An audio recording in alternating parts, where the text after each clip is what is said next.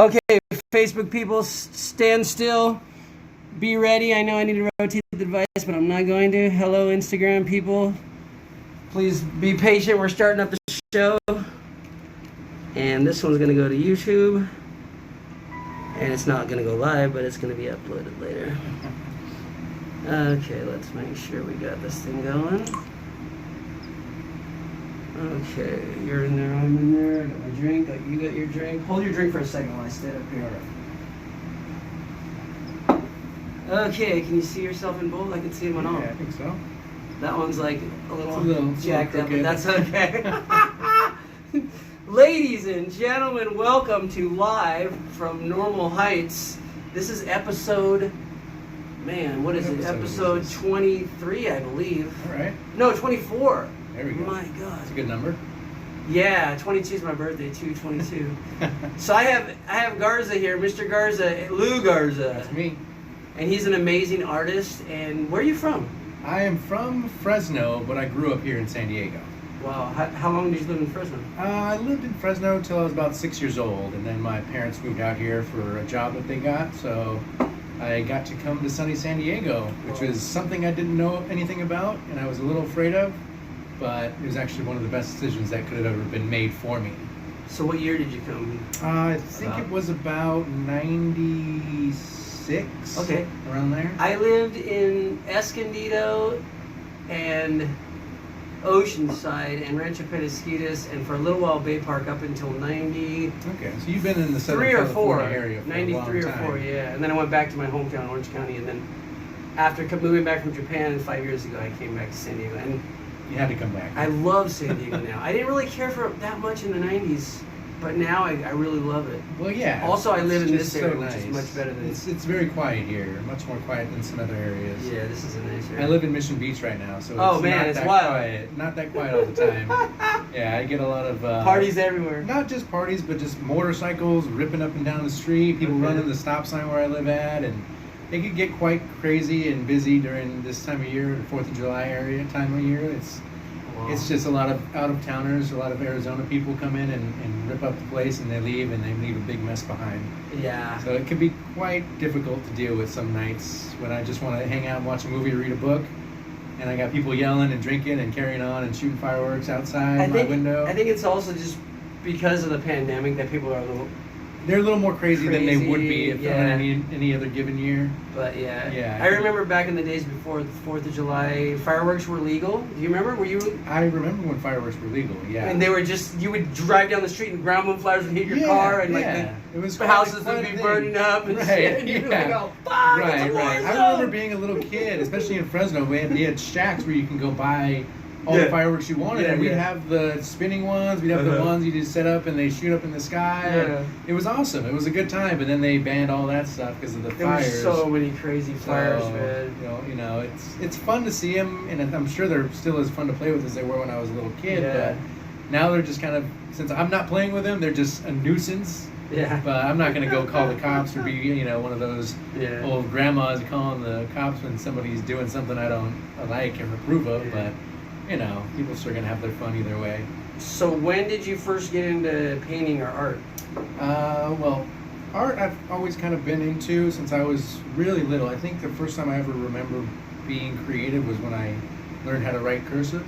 Oh, okay. So like writing my name in cursive gave me that freedom that I never knew existed. Like I always liked coloring, and I always like, Oh, I love coloring books. being in the lines and stuff. But when I got to draw my name and make up my own signature and do it on that, like it really made it seem like it was my own. Like it was my first real connection with art. And ever since then, I would always doodle in class and turn my test papers over. I wouldn't even take the test. I would just doodle the whole time.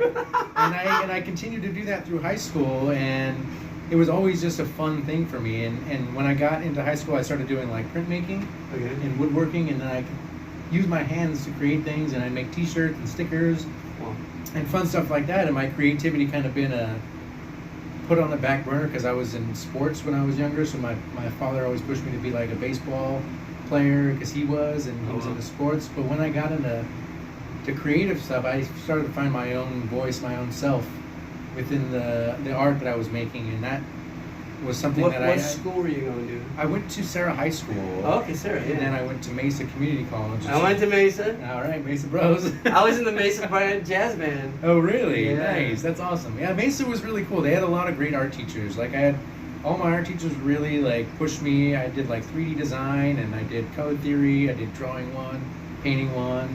I took a bunch of art history classes, but all my teachers were very like supportive. They always nurtured the artists that they knew had talent, and that's what they did for me. They knew I had raw talent. They were just trying to cultivate it, and they never did anything to put me down in any way. They're always really like. I just We're very realized my nurturing. face is blocked. Oh, really? This is the first time I've done the table up here. Oh, really? We rearranged the whole room. Nice. I dig it. It's nice.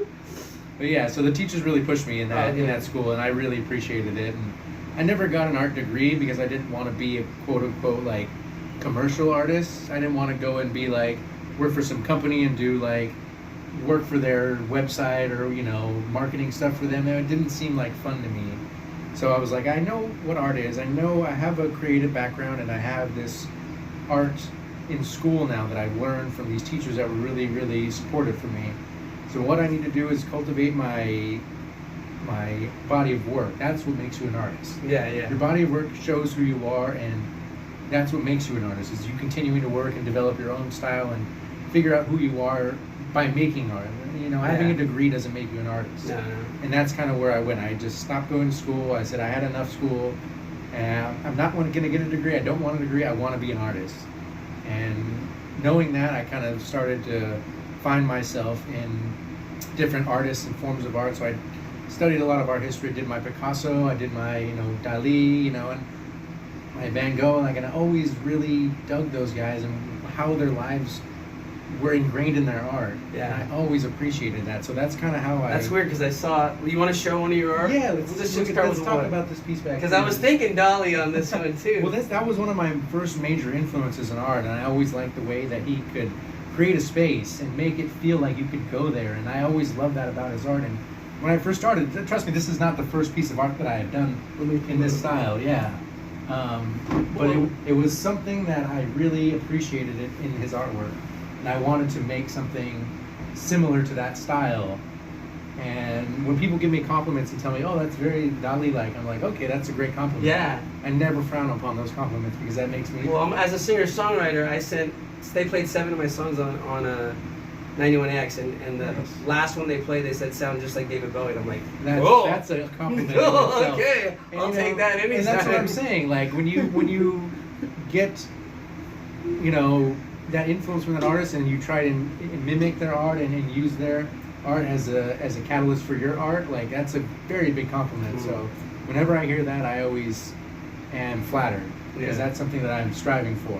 What do you call this one? So this one is called The Scream for obvious reasons. Cool. But it's not just The Scream. It's my take on wanting to be with somebody but never having the ability to be with them or touch them or hold them, or it's like having somebody there Like- that's your muse, but you can never have that physical contact with that person. You've never had that physical contact, probably never will in your entire life, and that kind of makes you feel. And is it her like wanting the contact, or someone's wanting the contact with this girl? Right. Yes. Did you have a model for this? Or So this was actually is a girl that I know from high school. Actually, I did another painting for her.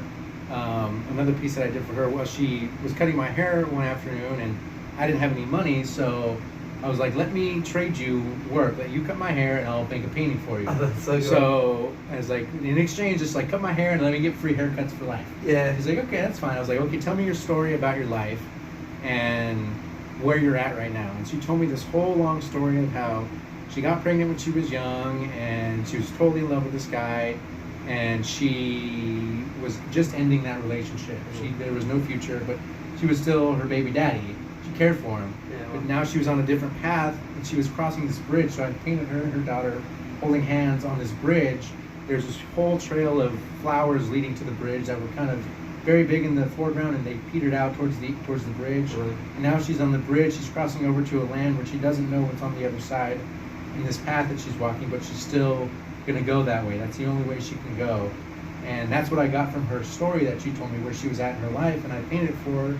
And now that's the most prized possession she has besides her children. Oh, wow. Is this painting, and she always looks at it and it reminds her of that time Wow. in her life where she didn't know what was going on, but now she knows exactly who she is, and that's part of why I like creating art. Is not just doing stuff for myself, but Yeah, it's incorporating other people's ideas. and creating a visual representation of some emotion or some Exactly. vision. It's another or some- vision that I've never had before. I've Yeah, never yeah. been in that position. Not that detailed of a position where I'm like, I don't have kids. I don't have anything. So like I love that. how you have. It's like a floating island almost in space. yeah, kind of. or like a cliff, huh? And then this is. It looks Right. like his arm, right? So this is his arm, Okay. kind of coming out of the water through rocks, but his arm is actually underneath the sand, coming out through the other side. Oh, shit. And this is a symbol that I use in a lot of my work. It's kind of a symbol for like a free spirit or a free soul, Okay. and it's kind of melting towards the way that his face is melting. So it's kind of he's holding almost his soul in his hand, and it's leaving him, you know. Whoa. So there's a lot of meaning with the stuff that I do. It's never just one thing, and you can see like on this shoulder there's a kind of a cutout of a missing piece of heart Oh, that wow. he has that he's trying to fill, you know. And that's part of my work, is that it's very part of my life, and it's part of the things that I've been through. And And I like how you have the reflection. right, I always use reflections as a way to kind of mimic the kind of duality of life that we're always looking. We see one thing, but there's always another side of it that we're not seeing. Have you read the Socrates cave analogy thing? Yes, I So have. it's kind of like that. Similar to that, yeah. You can't really see the real reality. It's right. just You kind don't of the know exactly reflection. what it is you're looking at. Yeah. And that's kind of, I use a lot of symbols in my work to kind of interpret certain things that I'm trying to portray, even though they're not direct. Okay. And the non-direct things are what I like most about Dali's style of artwork, is because you can have put your own idea of what it is. I just actually watched a movie on Dali. Did Dali? They didn't talk about it in the movie. Was he someone who took a lot of mind-altering He didn't substances? really, no. Okay, no, he didn't. No, he He liked just went through. He wine went and through a lot of He just did his own his life, thing. or he went through war or something. I forget what he. No, he never went No. through any wars. He was just very in tune with who he was as a person, Okay. and he was able to portray it in a way that it hadn't been done before. Yeah. And I like that about him, is he was able to do something that not a lot of artists give themselves enough kind of freedom to do. Yeah. You know. Because so many people go to art school and they say, this is how this is done, this is how this is done, but each artist creates a new way of doing it, which is Right. cool. There's no one set path for an artist. Yeah. They kind of take. It's like music Take too. their So own we way. learn the theory of it, how the chords go, how they resolve, Right. how the scales, what scales you use with certain chords. But then Exactly. you get to the point where that's just all this framework. You have to take it Right. like you're doing Everybody with this gets artwork. their own set of stuff to use. Everybody uses Yeah. the same palette. Yeah, yeah. Everyone uses the same chord progressions Yeah, and musical notes. It's how you put them together. That's the creative part. That's the music part. That's the Yeah. art part. That's what I love about things like painting and art and music. They're all subjected to what you've understood and how you portray them. You know, and I'm a musician. You want to as show? well. You want to show another one? Sure, yeah. You can do.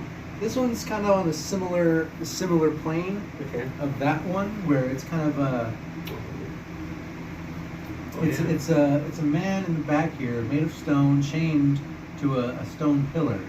Like he's locked in a place where he can't get to what he desires. He's in mourning or regret, and there's this beautiful woman right next to him and wading through this water, and She looks like she's totally walking on the free. water. Is she? She's totally free to do Okay. what she wants, And he's stuck and over he's there. stuck wanting to be where she is or even closer, but he's bound to this pillar.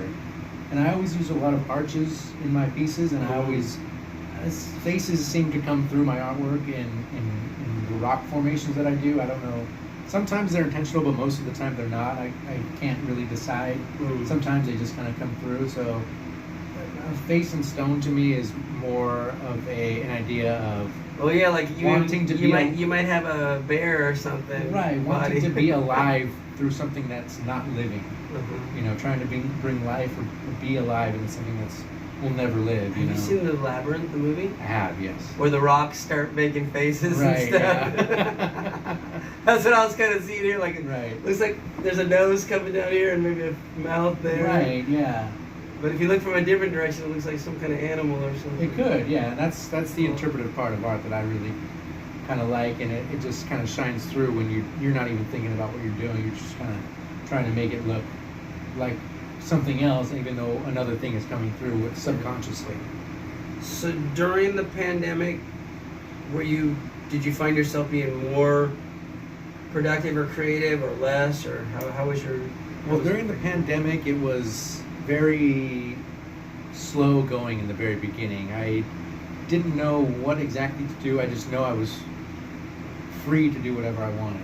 Okay. So my friend came over one day and he showed me virtual reality for the first time. He brought his Oculus over. Oh wow. Okay. And I he's haven't seen it yet. Yeah, it's a pretty interesting piece of hardware. Okay. It takes you to another place. You really feel like you're somewhere else. And there's a lot of creative applications that you can use in there that I kind of got drawn to. So I bought my own, and I kind of got lost in a new world while I was locked in my house. Instead of being locked in my house, I could go anywhere. I could meet new people. There's applications on there. It's kind of like, back in the day when they had AOL. And everyone was doing messages. Everyone was doing. It was wow. It was that way. Only chat rooms. It was chat rooms, but it was. You had a little simple avatar. Okay. You can make your hair how you want and your eyes and your body shape, and it was just like floating hands and then floating your body. So I'm meeting your voice, people. your Right, voice my would voice. sound the same. And Yeah, everything. yeah. So I'm talking to these people all over the world. You have no idea what they really look like. Places from Germany and Switzerland and St. Louis and Australia and all over the world. So I'm getting to meet these people that I never would have ever had a chance to speak to at all. And they're hearing me talk, and I'm listening to them talk, and we're talking about the pandemic. We're talking about what we're doing at home and how it's affecting us. And it was a really eye-opening experience because even though I wasn't connected to somebody as far as like physically, I was connected to people mentally. We could actually go and hang out and watch movies and listen to music and speak to each other, and it was really an interesting experience because I'd never been able to have those experiences with many people on a regular daily basis. Like, I'm not always going out talking to random strangers and just kind of trying to connect with people. It's always just kind of like here and there sporadically. But when you're literally sitting in a room together with like 6 or 7 different people, you're like, hey, where are you at? What's going on with you? How old are you? What's going on? Well, it reminded me and of everyone has a different outfit or different right. So what were some of the characters like? Did they have? I mean, the ones that I was in, it was mostly just like you can go hanging out in like a chill hop room. That was kind of the room that I would always hang out with. Because it was always mostly adults. Like, kids don't really listen, like younger kids. Maybe like 18, 19-year-olds, it's fine. But like a lot of the older folk, like 20s and 30s, would hang out there. And so I met this girl, and like I'm like, I'm doing this. You can do like a hand gesture. So I'm like, hey, come here, hang out. She's like, no. I'm like, come here, come hang out, because you can go like, you can move and you can go hang out on the balcony. I'm like, that's come so hang out on the balcony. It was weird. So like, I got to know her. She finally came and hang out with me, and I got to know her. We're talking, and she's like, yeah, I'm in St. Louis. I'm a mom. Like my son has, she has a disability. He's not functionally all there, but he's disabled, mentally. Yeah. And she was kind of telling me about her life, and we kind of got to know each other very well, to the point where we're like doing weird stuff in VR. Wow. Yeah, we were hanging out like every single day for like months. Whoa. Because we But didn't have does she know what you really look like, and do you know what she looks like? Well, I mean, we had that Facebook Messenger, so you can see your face. We sent each other our pictures and stuff. Oh, that's cool. Okay. Yeah, so we knew what each other looked like. Can you change like the function inside the whatever this virtual reality so the characters look like you, kind of? Not really. Not. So what did your character look like? Or did you change it? I mean, no, it looked pretty much like me. It had a beard. It had green eyes. I have brown eyes, but one of my favorite colors is green. So if I can change my eye color, I'll go green. But it had similar hair. I tried to make it look like me, pretty much, and her the same way. And she was really cool. She was really honest. She was really upfront, and we got to know each other very well. And like I said, we started doing some weird VR stuff, which is strange because it's a whole new experience. So what I'm wondering is say you do something in that environment, is there anyone else that can see it going on at the same time? Yeah, they can. Okay. So we go to private rooms. And then we can make a private room and hang out, and Oh, you could make Yeah, okay. so you didn't. And could okay, well, I'm just wondering if like something could be like videotaped or No. You can't really shoot video in there. It's not really that kind of. So have you ever lucid dreamt? I have, yeah. Okay, because I studied and taught lucid dream Right. for a while. With all the people I meet in lucid dreams, it's like being in a virtual reality, except they usually don't know how to talk right. Right, yeah. You're like, hey, how's it going? They're like, I'm going to the store. Right, You're like, what the yeah. Actually, I have pretty frequent lucid dreams. Like, Okay. when I sleep, I have very vivid dreams, fuck? Okay. and I can manipulate certain aspects of the dream just by thinking. Yeah. And it's quite intense because you sometimes you don't know exactly what you're doing. Okay. It just kind of you think of a bad idea and then all of a sudden it starts to happen. Yeah. And it's And very you can change it's it. very You know how to do disturbing. it. Yeah, it's very disturbing sometimes. So, like having that. Have you ever read any books to just help you? Because Not really. there's a free book. It's called The Phase, and it's from the Out of Body OB Institute, Out of Body Experience Institute. And that book helped me so much because I realized when you're in the dream, first you want to make sure, because sometimes you're in the dream and you're thinking, am I really in the dream? Right, So what you right. do is you squeeze your nose and you breathe. Now you can't do it, and then you go. When you're doing the dream, you go, oh shit, I'm in a dream. Okay, I see. Nice. And the second thing you could do if you didn't really still believe it by then is try to find a light switch, and no Right. light switch will turn off or on Oh, in a okay, I dream, see, so I you'll see. know. And then I would tell other people in the dream they like doing something, then I would do something bad, and they would say, you're not supposed to do that. I'm like, no, this is my dream. I go, watch, plug your nose, and they go, oh shit, it is a dream. Really, that's pretty wild. And then if you start feeling like you're going back to your body or you're waking up, Yeah. then you just dive into the ground and it recreates a new reality. Really Yeah. interesting. I never tried to do. Have you tried flying? Have you? I've flown in dreams, Okay. but it's very strange because sometimes I'll be able to fly and then the power will go away Okay, yeah. because my mind is thinking that I can't fly. Okay. So I've done it before. It's very, very thrilling. And I wake Yeah. up and I'm like, it doesn't work anymore. Yeah. It's kind of a sad feeling when you realize you're not dreaming anymore. I have 3 or 4 videos on YouTube. It's a meditation to go into lucid dreaming. Uh-huh. It's on I'll put my link to the page, but if you're interested, check those out. Sure, yeah. But yeah, I taught because I learned so much from that Out of Body Experience book. It's a huge 800 page book, I think. It's a PDF that you get free online. And I read it so many times because it just helps you control the dream state. But I think virtual reality is like that, but becoming so much more. That's kind of cool. I haven't experienced it, but that sounds really. It's quite intense, and some people I've shown my friends and their friends, and some people have a hard time understanding or grasping how real it really can be. Even like Mhm. simple stuff that you know is not real because it looks like a virtual environment, but Yeah.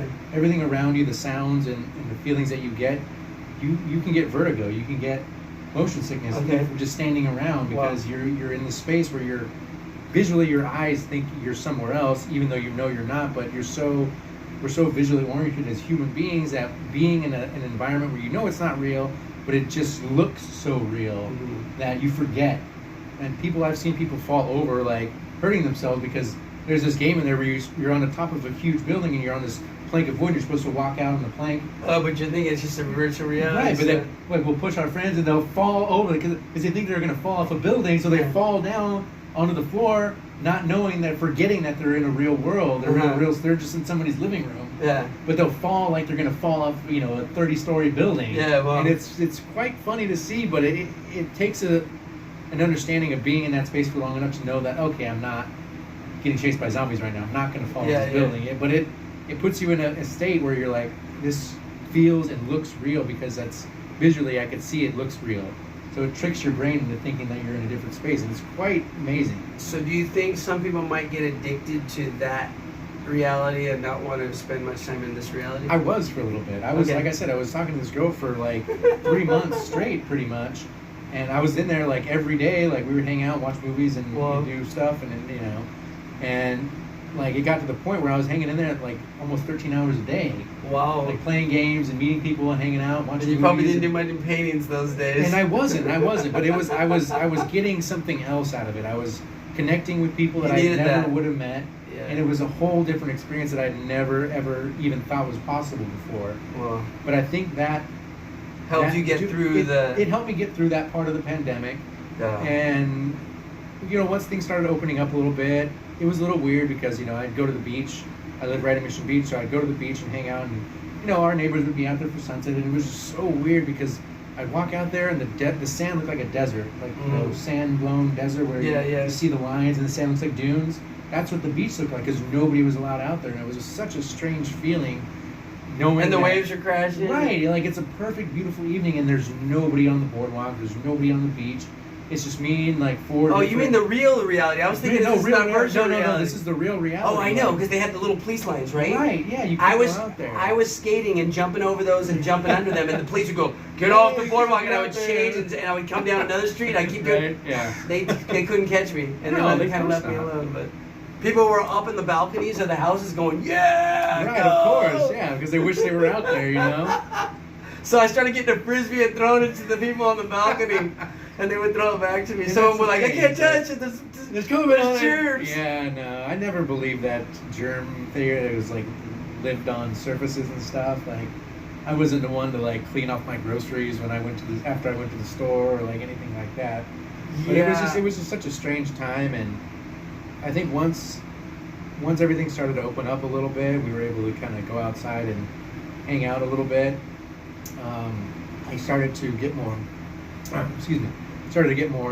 commissions for artwork. Oh, cool. For a strange reason, like I guess people had stimulus money and they were at home all day, they wanted to decorate their homes. So like I had this empty wall. This guy's not doing anything. He's at home too. Like I know he does great artwork.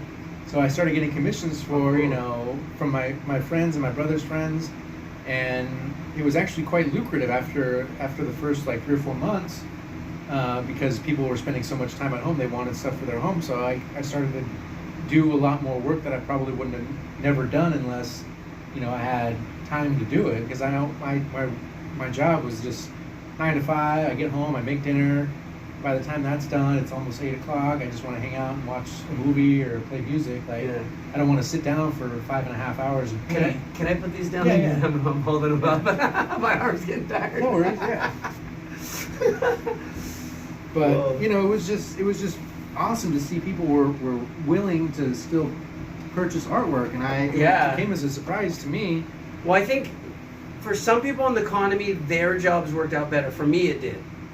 So I was very lucky. And then other people lost their jobs, or they got furloughed, or they got unemployment. But a lot of people that had jobs where they can work from home. A lot of people found, oh wow, I like this much better, or I can go on vacation and still work and still, And that's kind of where I was. I was laid off from my job, and I got unemployment, which is fine. Never been on unemployment before, so it was a little strange having to do that. But I got paid. I was able to. More than I thought I was. I was able to pay my rent and still have money for things like an Oculus, Yeah. So it was fine. It was really good. And once, a year went by and things opened back up again, and I was working for this other artist, making his work a little bit easier. I was helping him make prints. I was helping him sell stuff, and I was working for him for a few months. We'd go to San Francisco, and he was introducing me all these people, and it was great. It was fun. But it got to the point where I'm like, why am I doing all this work for somebody that I should be doing my work for myself? I should be pushing my own stuff. And it got to the point where I'm like, okay, this is a great time. I'm meeting a lot of people. I'm having a lot of fun. I'm going to places I've never been to, but I'm not doing anything for myself. I'm working for somebody else, and I don't want to continue to work for somebody else. I need to do it for myself finally, and luckily I have a friend here. She was working for a company that needed some mural work done, and she recommended me, and lo and behold, they're like, yeah, we like your work, we'd like to get some work from you. So you did a whole wall. Are you still doing it? Well, it wasn't really mural work in the traditional sense where I'm working on this huge wall. It was mostly commercial style mural work where I'm repainting some of the old stuff that they didn't want, so they did a stuff for Double Deuce in downtown. They needed their Machine Bull stand painted, and a new name for him on the bar area, so I did that for them. And then they wanted more work on their DJ booth and a couple of other sayings, so I did some lettering and a couple of different more simple paintings for them. And then through them, one of the co-owners owns a dance studio, so I started doing some mural work for her. She wanted her dance studio name and kind of mission statement on one of their rooms in their dance studio. So I just finished that one up last week. So I'm like, I'm doing these big projects. I'm getting paid pretty well. Like, I'm looking online. I'm like, who are the muralists in San Diego?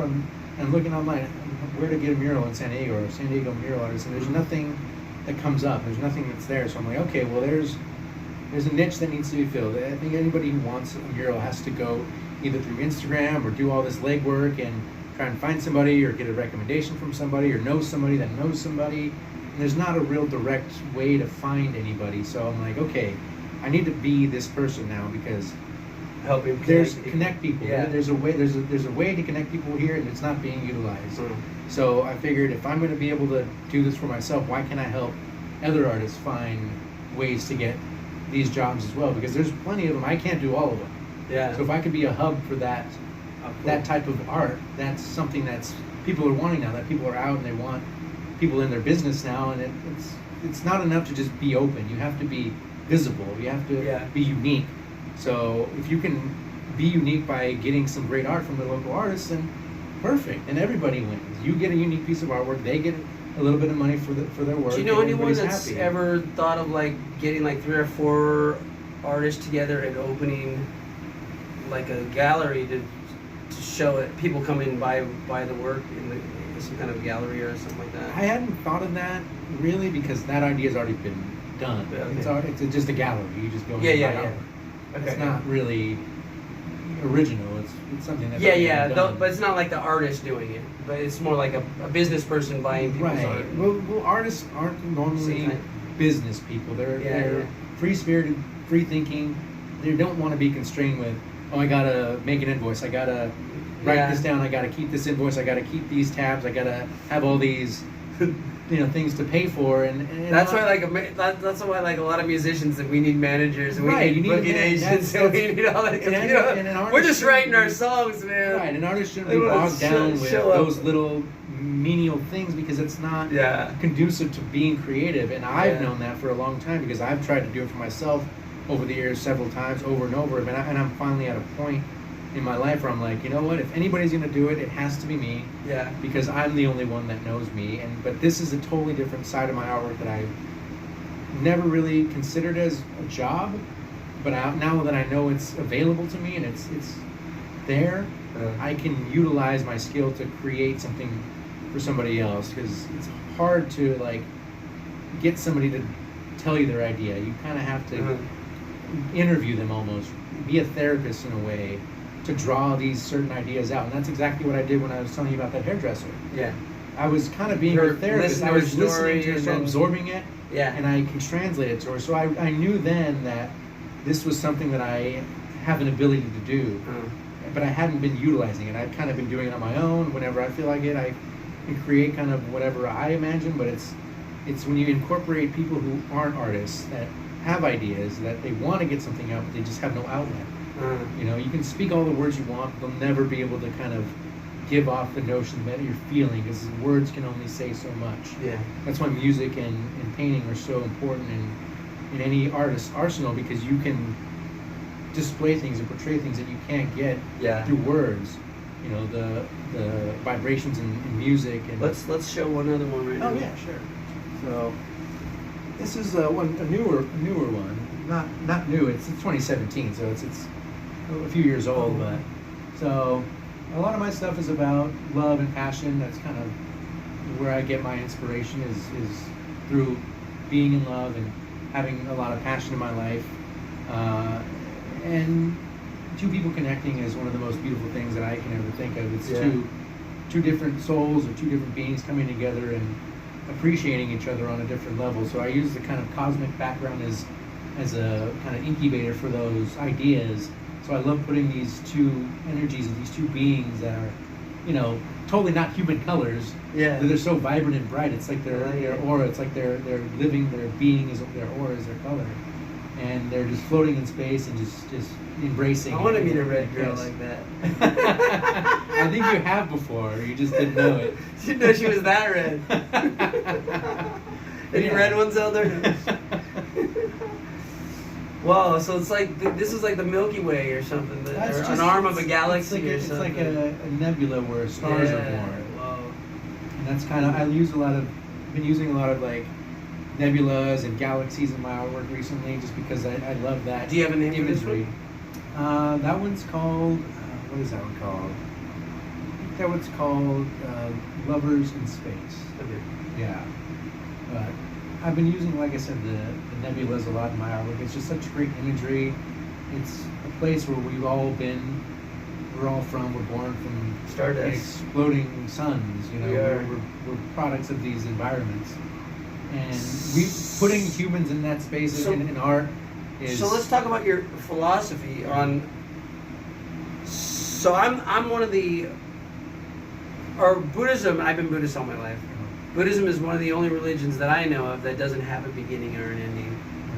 So we believe life is infinite, always existed, always will exist. Everything goes through formation and continuance, decline, disintegration, but eventually regeneration. So everything goes through cycles. Planets do, solar systems do, Right. galaxies. But we don't believe there's any creator.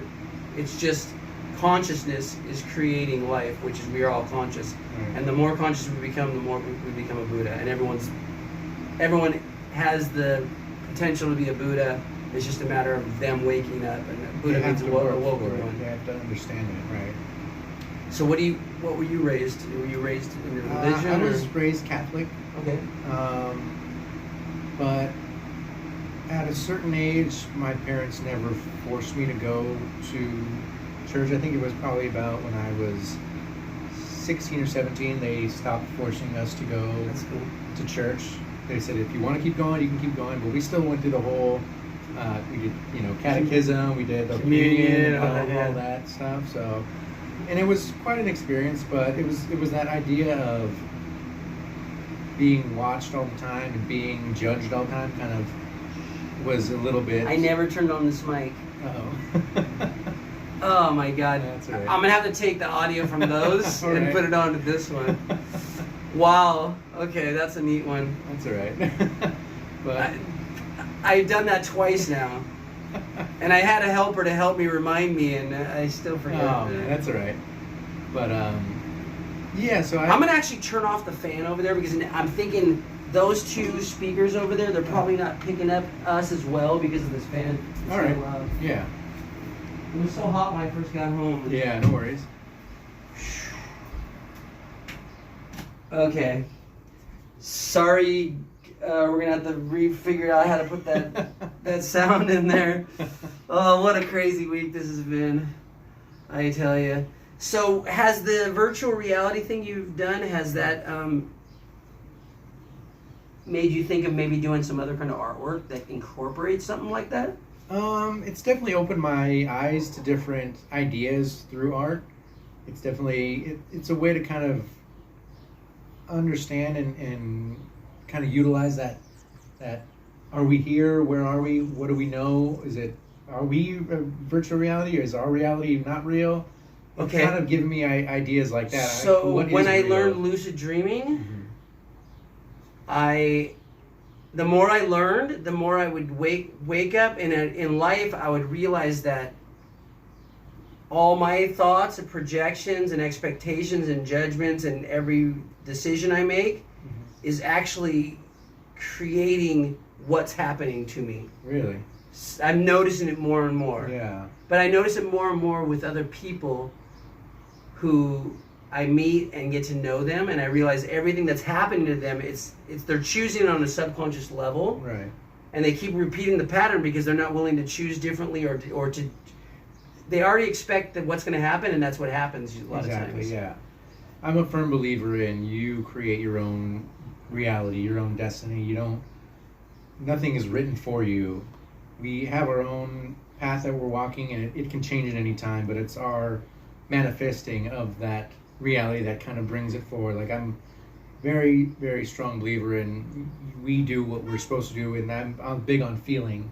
That's what a lot of artwork is created by, is a feeling, is a thought, it's an idea, it's something that I can't describe in a sense of words. It's just that something inside that it's gonna come out one way or another, and you just have to let it sometimes. And part of living is allowing things to happen, not just fighting against everything or trying to control everything that goes on in your life. Yeah, there's a certain surrender sometimes. I actually, the beginning, before the pandemic, I was having a real tough time financially, and I had just moved into this place, and I just signed a lease, and I was paying more on this place than I've ever paid in my life on a place because the rent's gone up so crazily. Oh, I know, right? And so I was so afraid I was going to lose this place and everything. So I'm a Buddhist, so I was chanting, and I just kind of surrendered to I'll do anything to change my life. There's no reason why I've been struggling all my life financially that I should still be struggling, because I know I create this reality. I know. So I kind of just said I'll do anything. So I thought of everything I could possibly do. I ran for Congress. Wow. I applied for the police academy. No kidding. Me and police have not got along. And so it was like I went against everything like I didn't want to do. I just said I'm going to surrender and just try. And I throw everything at the wall and see what sticks. I got my paperwork in late, so they sent it back to me. They said you're late for the running for Congress. I'm like, oh fuck. Okay. And then you have to do this personal statement where you answer all these questions. After I passed the physical test, which is for my age was amazing because I got it in there was 2 seconds more I would have failed. Oh wow.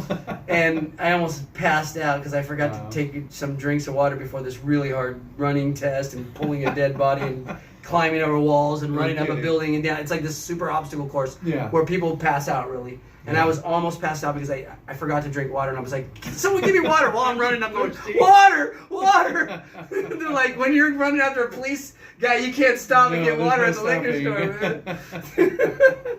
That's but then I answered all the questions, and they declined my application. They said, you can apply later, but I've been a teacher, I've been a banker, but they didn't ask any of that on the application. They asked, have you killed someone? Have you masturbated at work? They asked all these questions, and I mean, there was like 1,000 questions of like craziest things. I'm like, have you ever lied to a coworker, or have you ever lied to a boss? It's like, how can I know? It's like, I'm thinking they're saying if you said no to all these things, you're a liar.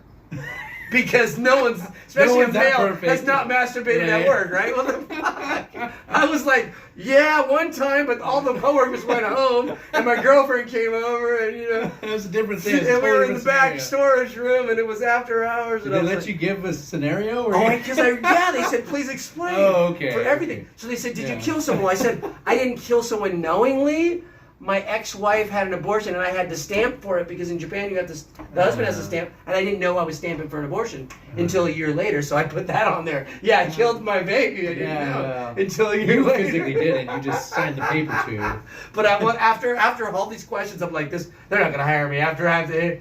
They said, have you ever been arrested? Yeah, I've been arrested. What were you arrested for? All this shit. I've been through so much shit in my life. It's like.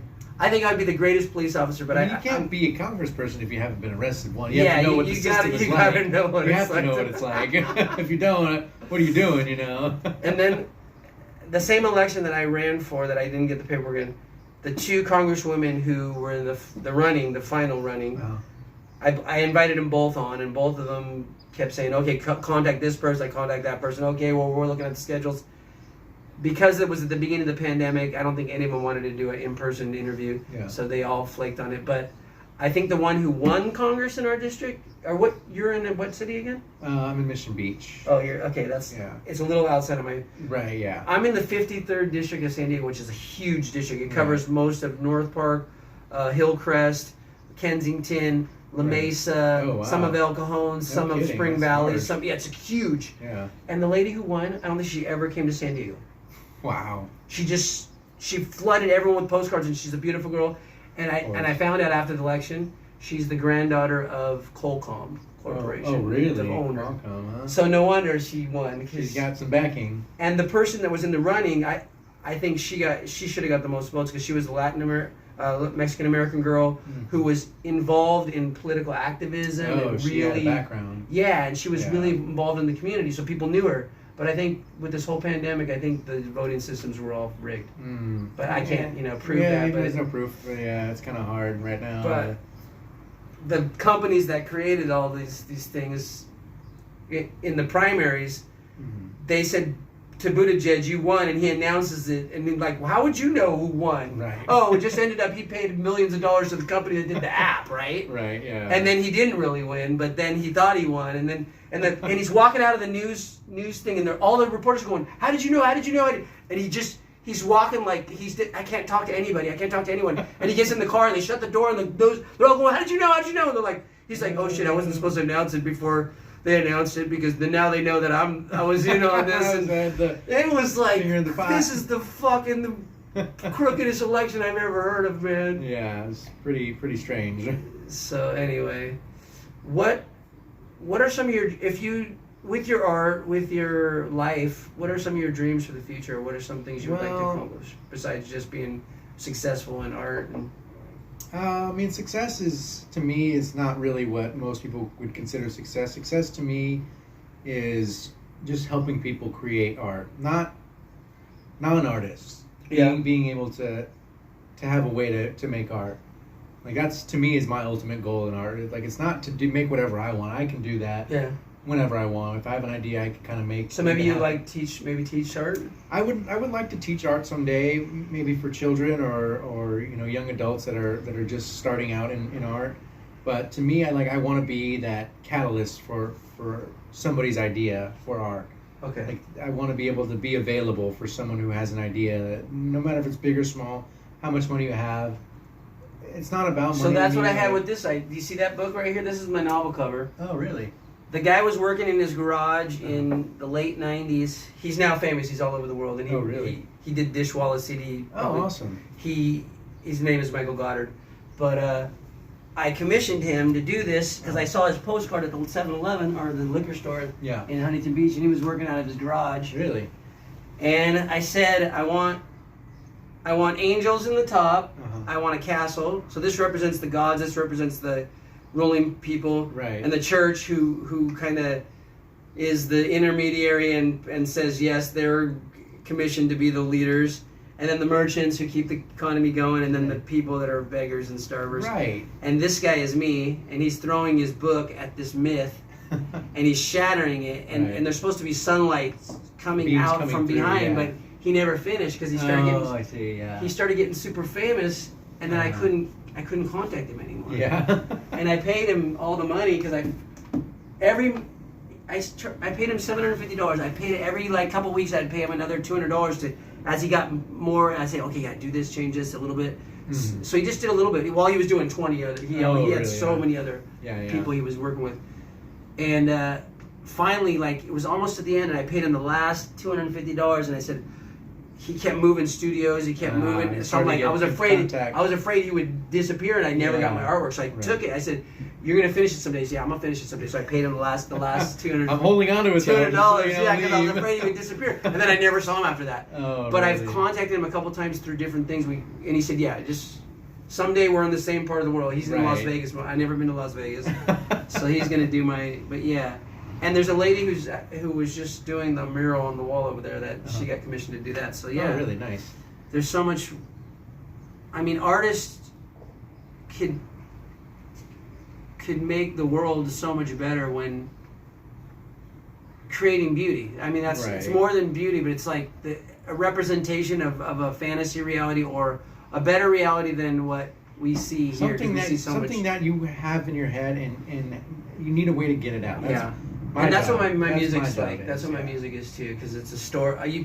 I usually either hear a story, or I'm going through a story, or something is happening. And I put that into a song. And that's the great part about art, and that's what makes great art is you using something that's alive in you, that's happening, that have personal experience, understanding, and you have that ability to get it out. What most people don't have is that.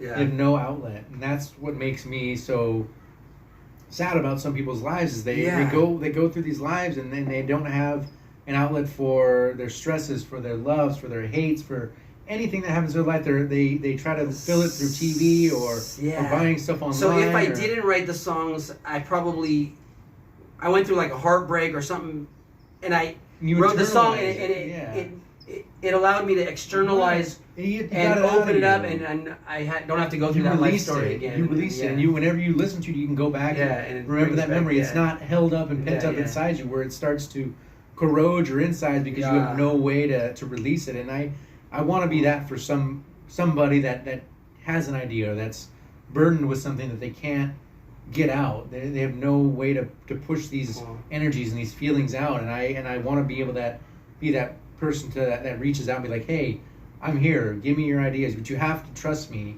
enough to tell me the deep feelings and get emotional and understand that I'll be okay with whatever you say. I don't care what happened or what you did or whatever it is you're feeling is. Just need to listen and I'll help you out. Kind of like I said, kind of like being a therapist, but not making you make the art, telling you to do it. Like, give it to me and I'll show you what you're feeling, and you can have it. You know, and I wish I could do it for free. I really wish I could, because I would. If I had all the money in the world, I would do it for free. But you need to live. I have to live. I have to eat. And I have to pay my rent.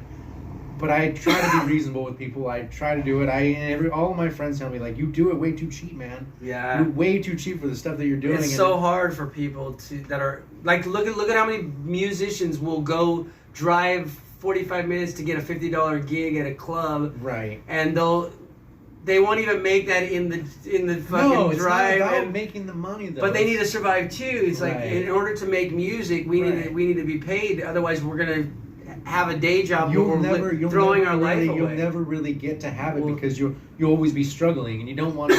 You don't want to have a struggling artist that's really, really great, but has to work so much that they never get a chance to really put out their full effort. Yeah. And I'm lucky now. I'm in a place where I can give more than I'm probably getting, but I'm still trying to make my way. Yeah. And I'm okay with working hard. I don't care about not getting probably what I should be or what most people are getting for lesser work. I'm not concerned with what they're doing. Yeah. What I'm concerned with is what I'm doing and how the people are reacting to whatever I'm producing for them. And that's where I get my kicks. Yeah. You know, I got to get a little bit here and there to pay for my food and my rent and, you know, have a little bit of fun, but the real joy is seeing the people's reactions to the stuff that I'm creating, the idea that they had in their head. It's finally out in reality, and they can put it on their wall and say, this is about me, this is about my life. Because I get to do that every day when someone comes over my house. Yeah. That's a great feeling when someone's like, oh, what's that about? Like, well, what do you think that's about? And so they give in your place, you have lots of your paintings. Most of the paintings in my house are my artwork. Cool. Just because do you have any favorite favorite artist or something that you would buy yourself if you had, say you started making a lot of money with your art? Who would you think you might buy if you had a lot of money? I don't really have a favorite. I mean, I have styles in artwork that I really, really like, but I don't have, like, right now, a living artist that I can really say is that I would spend all the money in the world to buy one of their pieces. Yeah. And I don't know if that's like me with singer-songwriters. All of my favorite singer-songwriters all died. Great. Oh yeah, well, that's the thing. A lot of the so I want to go see some really good concerts on how you can pay money.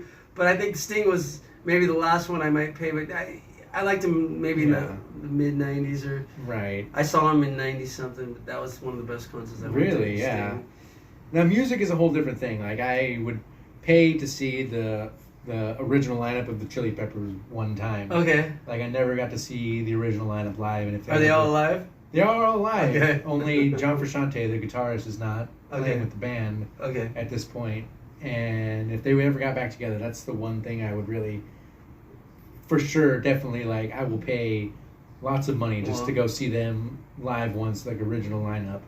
So, as far as music goes in art, I just started really getting into Morrissey, and I bought his last 5 albums that I didn't even know he had. I didn't know he was still writing incredible songs, and his last 5 albums, I really like him. And one of the songs I heard because I was listening to, there's a new radio station in San Diego that's coming out of TJ. It's called 105.7. It's called Willie FM, and they played one of his latest albums. It's called Spent the Day in Bed. And right at the beginning of the pandemic, they started playing that. I'm like, this is Morrissey? Wow, I never heard this. So I looked it up and I was like, oh, it's now. He just wrote this like a couple of years ago. So I bought all of his last 5. And so now someone sent me a thing that Morrissey's playing with missing persons and all these people, so I'm gonna try to buy the ticket. They might be sold out. Yeah, it's tough right now. Everybody wants to get out and see a concert because that's a big. It's a big void that needs to get filled right now as far as like shows go. Like people want to see live shows. Oh, so I'm doing my first stand-down comedy show this Saturday night in El Cajon. Oh, really? And I call it stand-down comedy because I did a stand-up comic, like couple open mics before the pandemic hit. But then when the pandemic hit, I started going down the street with dancing on my roller skates and playing my sax and playing my guitar and telling jokes and singing songs. That's awesome. So I called it stand-down comedy because people would be like, not knowing I'm telling jokes, sometimes I say crazy things and they're like, is that guy serious? I'm like, no, I'm just working on my stand-down comedy routine.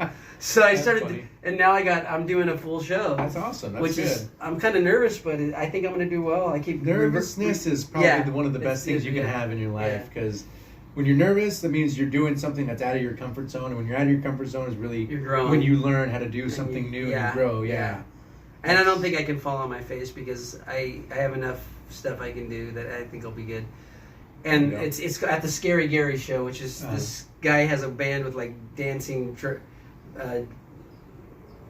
Dracula or vampire women or something. Oh, really? Yeah. That's strange. And he has all this variety show going on, and I'm going to be coming in and doing a performance after his show, and then another band's going to play, and then I'm going to do another performance after that, and he's going to play again. There you go. So it's going to be like an intermission type of thing. So and I'm going to come out in my skates with my guitar on, and then I'll come back out with my saxophone. So you got your whole get-up. Yeah, and I got my mariachi hat on, and I have all these different props. Well, that's what I saw when I met you. A couple weekends ago. So how is it on the beach? Have you been able to sell some? That was my first time. That was my first time ever doing it, and it was weird because I did the week before I did Balboa Park for the first time in a long time. I had done it before when I was in my mid-20s. Okay. And I did the same thing you. I had my guitar out there. I had my easel. I had my prints, and I was playing guitar and just jamming and just seeing what people would want to buy. I maybe made like $50. I think maybe $50. Probably only like 40.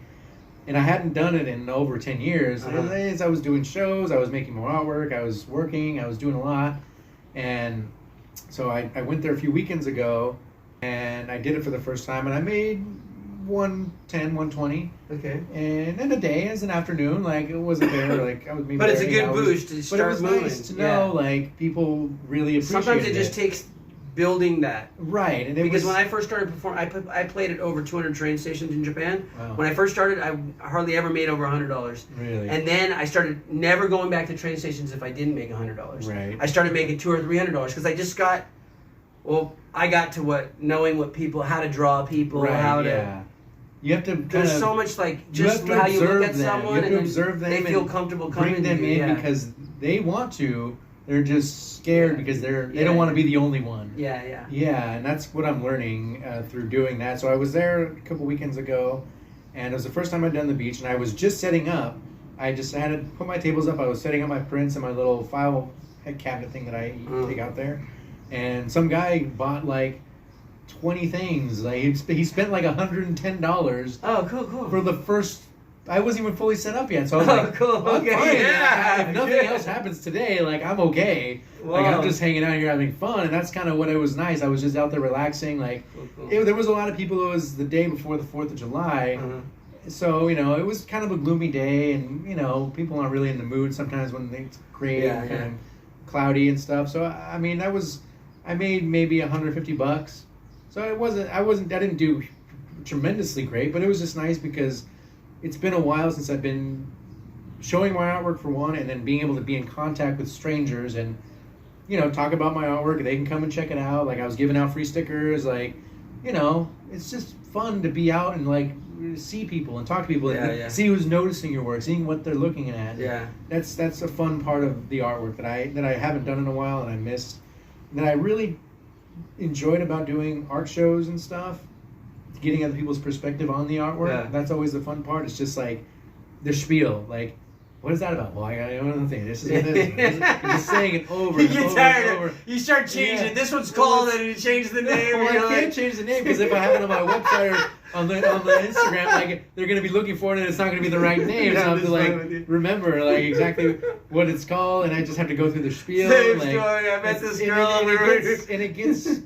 it's boring to myself at a point where I'm like, Well, what I attribute it to, and what I always say when people are like, why don't you do that? Why don't you do that anymore?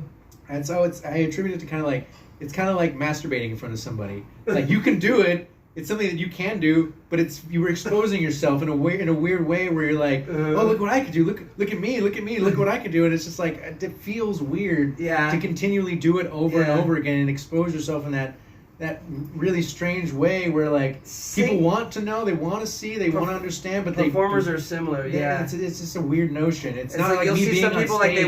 they want to go perform, but they sit on the wall and they don't have anything like a tip jar or anything, right? And they're like really quiet. Yeah. And you like they might be really good, but they're not yet at that point where they feel confident to sing out loud. And it's different when you're not on stage, or you're not elevated a little bit above somebody where you can be like have a little bit more of a presence about yourself. Yeah. When you're eye level with somebody, you're just talking about something that's right next to you. You're like, it feels weird because you're just there with some person and you're being really vulnerable. And these are all very personal pieces of artwork for me that are about my life and my vulnerabilities. That to be exposing yourself like that to some strangers that may or may not want to buy your work, it's kind of a strange feeling, and it kind of gets to a point where I'm like, I was just done.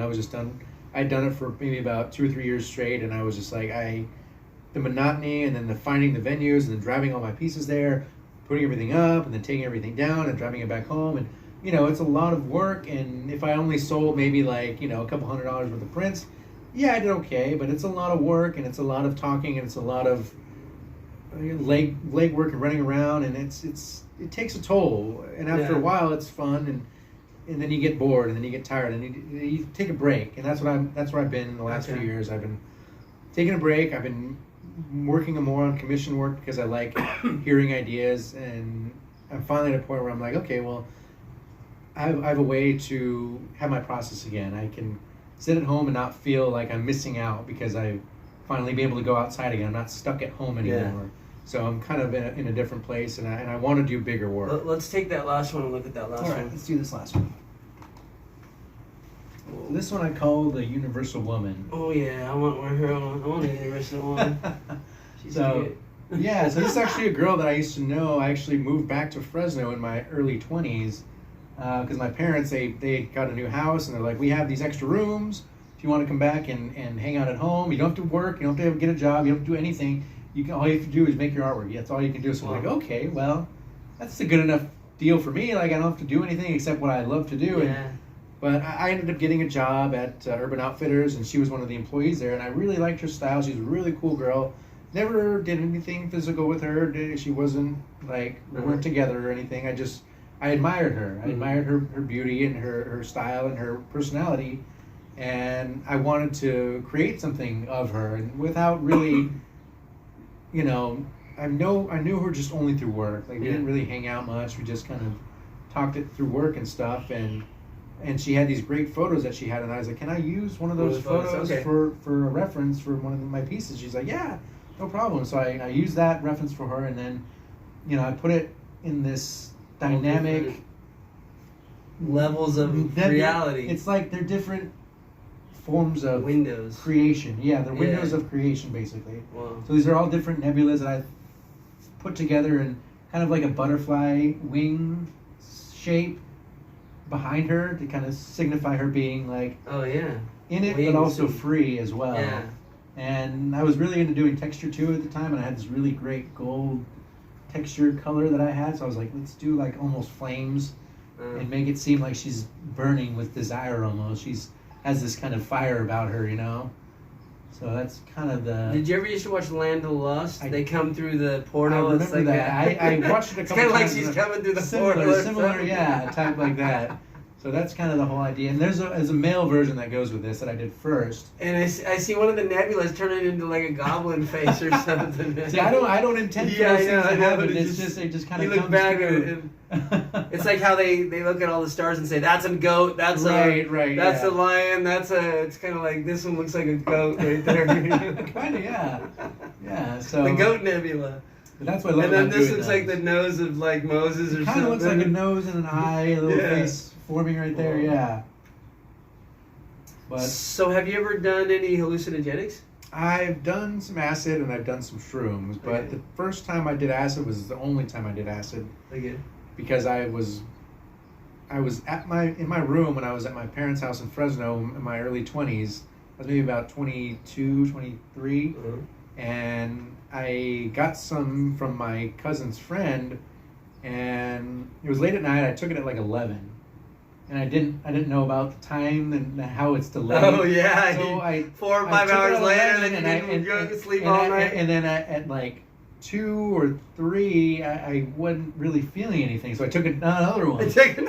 And then at like 4, I started to feel weird, like really weird, like sounds were like Oh, going yeah, into my out of my shit, did I go ears. Like overboard? and then I started like texting my brother and like saying weird stuff to him, and I was tripping out so hard. Uh-huh. Like it was about 5 or 6 in the morning, and I tried to go to sleep, and that was not working. You can't. And so what happened was I left my room and I crawled into my parents' bed right up against my mom, and she's like, "What's wrong with you? Are you okay?" I'm like, she's like, "Your heart's beating really fast." I'm like, "No, I just really want to be held right now." So she like held me for like 30 or 40 minutes. She's like, "Are you okay? Are you sure? Like something seems wrong." I'm like, "No, I'm fine. I think I just need to take a shower." So like I went in and took a shower, and I came out, and they're like making coffee in the living room in the kitchen, and I sat down, and they're like, "You want some coffee?" I'm like, "Okay."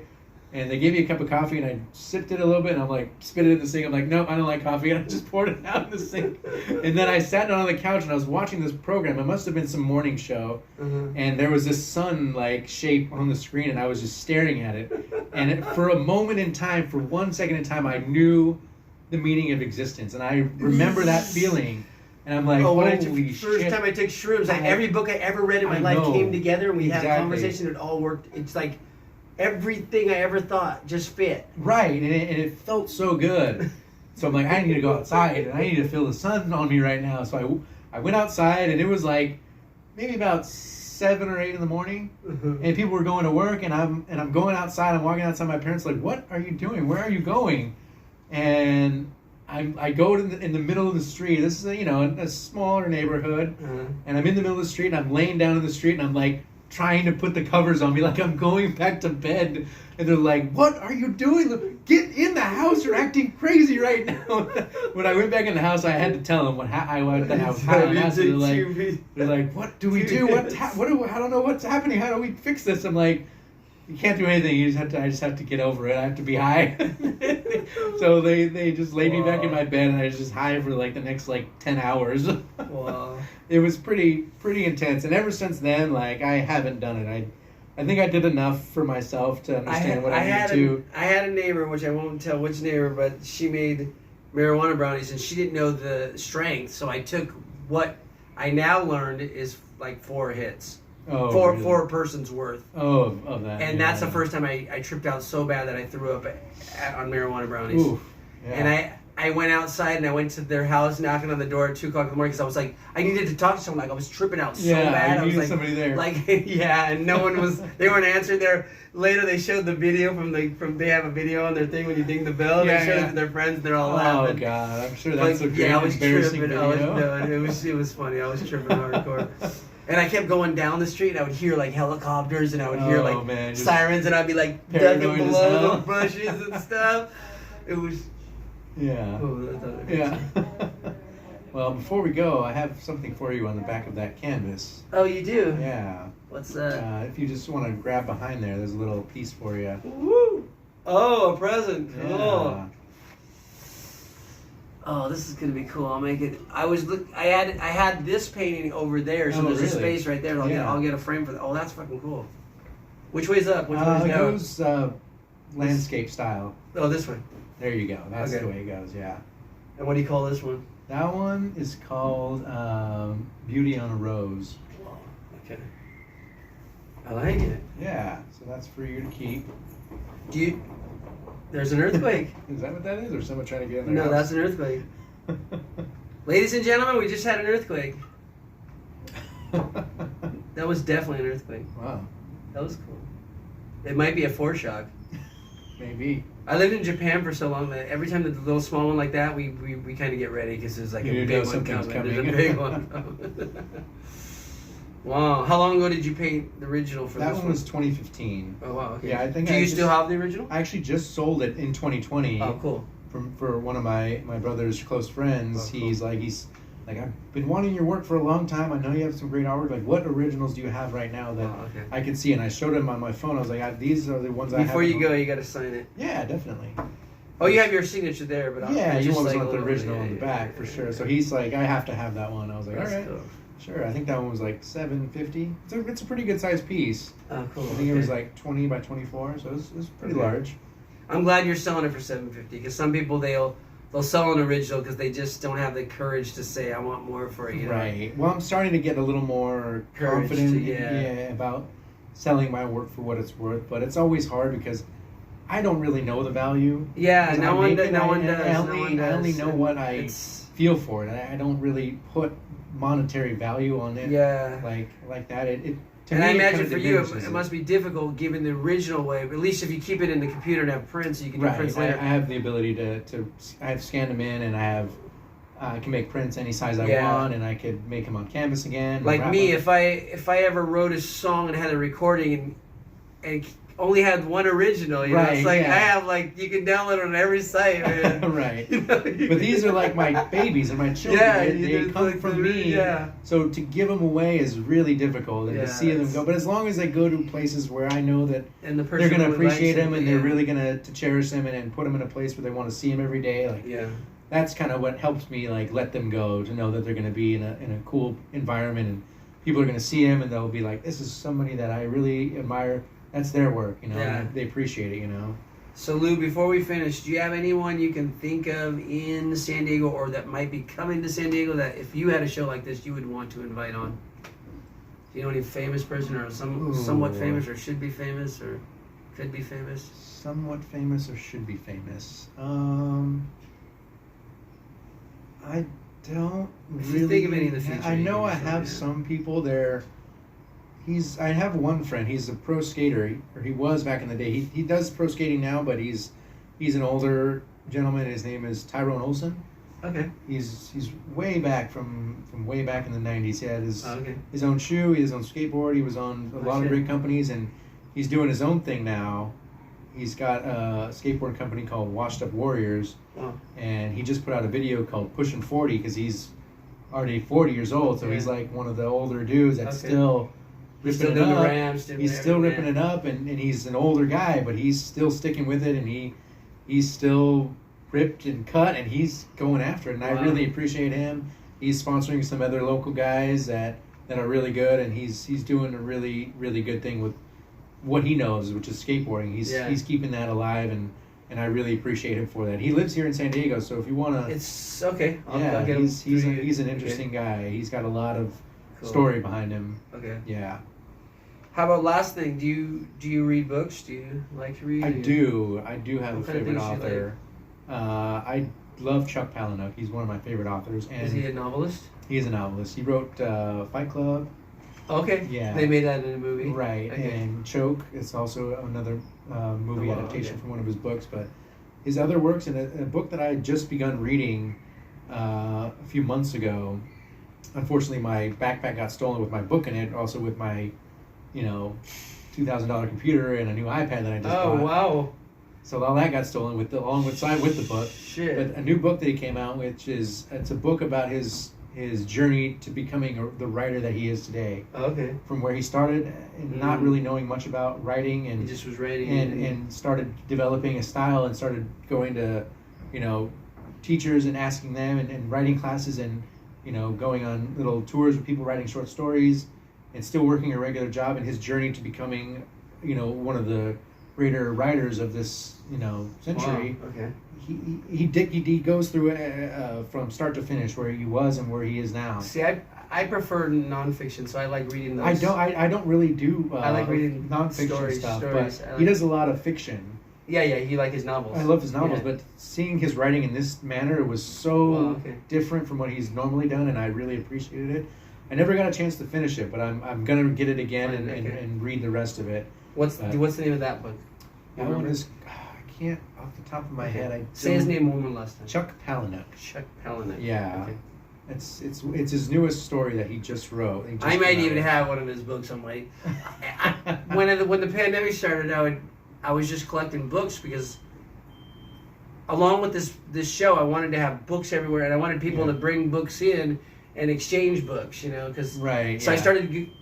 I deliver now for groceries, and I go to these real rich neighborhoods, and they all have the little free library thing. Oh, where you yeah, can change yeah, it. yeah. I just take a couple. I just see which one. Oh, that looks interesting. Right, I take a yeah. couple, and then if I read a little bit of them and I don't like it, I'll bring those to another place. But I try to collect as many books. I had a whole book collection in Japan, and I moved back. I couldn't bring. Books are the hardest thing to send. It's so expensive now. Everything's by weight. Yeah, it's definitely You different can now. you can get one suitcase, and if you put like 7 books in that, it's like way it's too over much, the over yeah. the. That's an expensive shipment right there. Yeah. Okay, cool. I think we're finished unless you have any last things. Oh, how do people get a hold of you? Should I just put I'll put a link to your Just Instagram most of the stuff goes through Instagram Okay. right now. I'm actually starting a new website for my mural stuff, which Okay. will be in the next month or two. Okay. But right now, if you want to I'll reach just me, use the you Instagram. can go to Instagram and go at Lugar, Lougar, Lugar. Lugar. Okay. Just a simple That's easy. way to reach me. And Cool. I have all my artwork on there. If you ever want something for yourself, if you are wanting to get something out, and you have an idea and you want a way to put that somewhere in a visual form, that's what I'm here for. That's what I do. That's my gift to everybody, is being able to be available for those ideas that you want to get out. All right. Well, that's the conclusion of our 24th episode. Thank you, Lou. Thank you very much. When you get up, be careful that the All food right, I doesn't will. spill. I'm going to turn off the cameras. All right. Thanks, everyone in you, Instagram guys. land and Facebook land and Appreciate it. YouTube's turning off first. And hello. Oh, I'll wave at these people in Instagram land and Facebook land. Thank you guys for watching. See you later, alligators. How do I stop this one? I'll finish.